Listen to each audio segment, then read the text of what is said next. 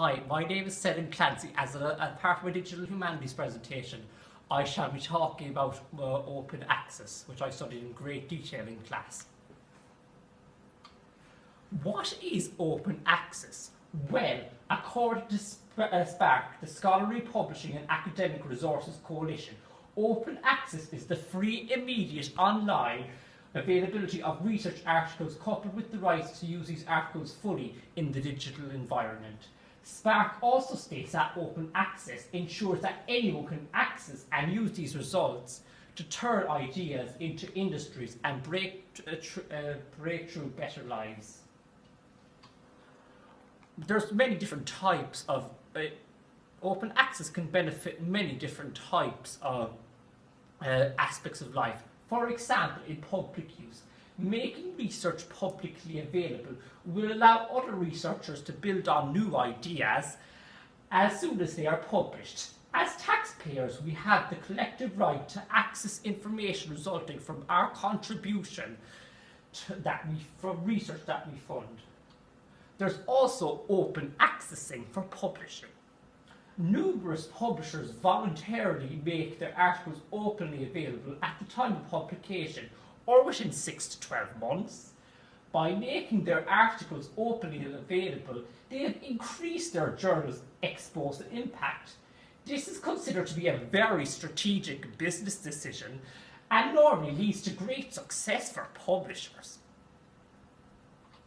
There's also open access in academia, which I personally been exposed to as a part of my studies in digital humanities. Research for papers give you unlimited access to resources beyond the campus network or even the Boo Library within UCC. Everyone is equal, regardless of whether you go to a big college or a small college. As you can see here, you all have the same opportunity. And also, it is a skill for life. After a student graduates and gets a job, whether it be in nursing, in business, they still need to rely on it for open information in order to better themselves. And that's what they do in academia. There's also open access for medical doctors. The more knowledge leads to better outcomes. Opening access to research allows doctors to get all the relevant information they need and just better their health. And also this enables them to make better decisions based on the more up-to-date medical knowledge, leading to more efficient treatment and outcomes. There is also alternatively open access for patients. Patients need and deserve access to the corpus of medical research. If you have been diagnosed with a serious illness, you would want free access to medical literature yourself to compare possible treatments and understand your medical situation better. If you didn't have open access and you were a patient with a serious illness, you wouldn't really have you wouldn't be able to access the majority of medical journals without a subscription or spending up to $30 per article. There's also open access for entrepreneurs and small businesses. Price barriers can prevent small businesses from addressing and using cutting-edge research.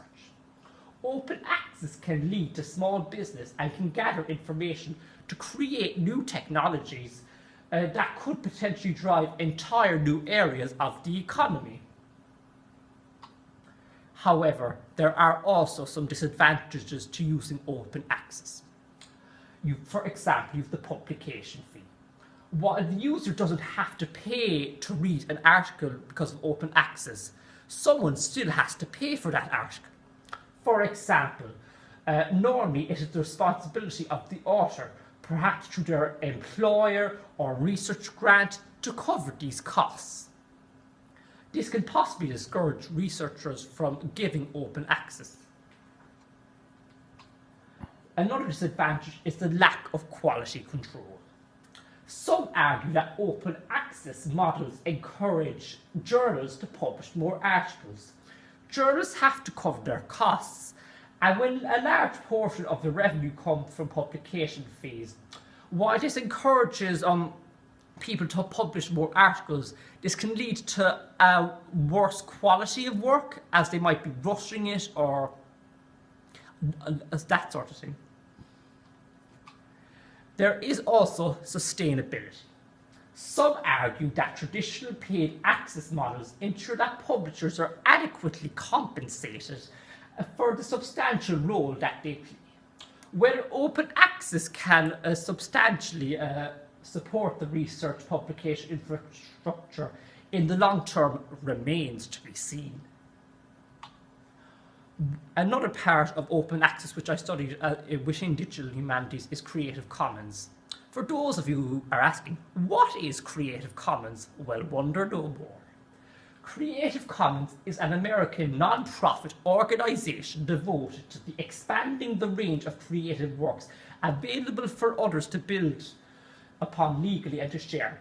It was founded on January 15, 2001 by Lawrence Lessig. The Science Commons project at Creative Commons has been involved in open access since its inception in 2005.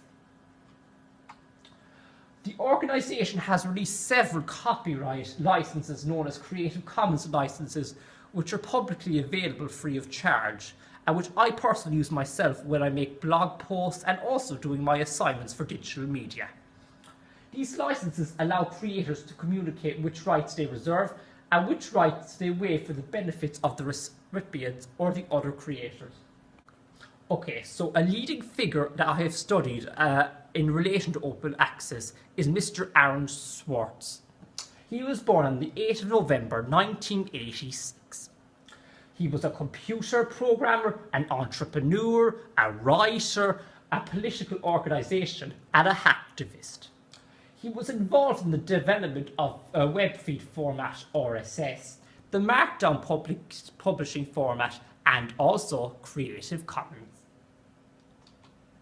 He launched the Progressive Change Campaign Committee in 2009.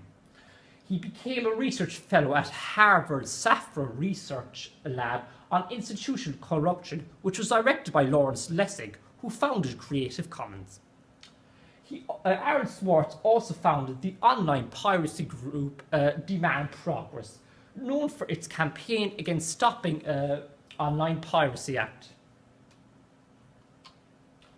On January 16, 2011, Aaron Swartz was arrested by the MIT police on state breaking and entering charges. Arrested for connecting a computer to the MIT network in unmarked and unlocked closet, thus setting it to download academic journals systematically from JSTOR using a guest user account issued to him by MIT. Federal prosecutors charged him with 2 counts of wire fraud and 11 violations of the Computer Fraud and Abuse Act. The maximum penalty would have been $1 million in fine, 35 years in a prison, and a supervised release. However, he unfortunately committed suicide in January 2013, the 11th of January, while under federal indictment for alleged computer crimes. However, he is considered one of the most important figures within open access for his activism, but also one of the most controversial. Another part of open access which I studied for in digital humanities is net neutrality. What is net neutrality, you ask? Well, net neutrality means an internet that enables and protects free speech. It preserves our right to communicate freely online. So when we comment on Facebook or whatever, it also means that an internet service should provide us with open networks. Net neutrality is also crucial for small businesses who rely on the open internet to launch their business. So whether they use it on social media or set up their own website. And also it allows people of colour to tell their own stories and to organise racial and social injustice. So it's to raise awareness, I suppose, for racism. Finally, open access has played a vital role in sharing free information amongst people. This free information has played a huge role in developing people's knowledge and assisting them with different aspects of daily life. Thanks for watching. Bye.